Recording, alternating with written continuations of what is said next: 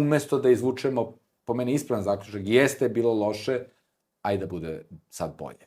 Znači, i kad gledamo te neke periode koji su bili teški, da pokušamo da nađemo šta je valjalo možda iz toga, pa da to zadržimo. Ne kažemo, ne odbacujemo sve.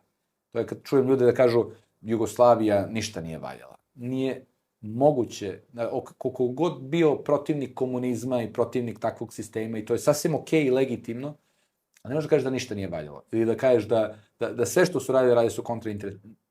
Neke stvari jesu.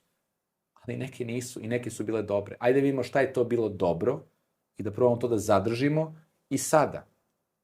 Ne moramo mi da radimo sve što nam velike sile kažu. Ima puno primjera od komšiluka Slovenije, koja je 90. godina nije pristala na uslove MMF-a, mala Slovenija, na milosti i nemilosti velikih sila na vetrometini, nije pristala na to. Island nije pristao na to, kad je bila tamo velika kriza. Sad navodim samo male države. Lako je velikim silama da se suprotstave. Ali male države takođe mogu. I nije lako, ali mogu. Tako da to što mi izlačimo zaključak, uvek je tako bilo, uvek će i biti, do sad je tako bilo. I sad više neće biti. To treba da bude zaključak.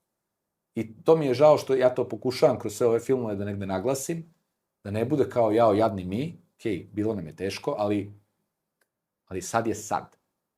Ovog trenutka možemo potpuno da promenimo kurs i da vidimo šta će da bude. I da ne bude tog straha od nepoznatog,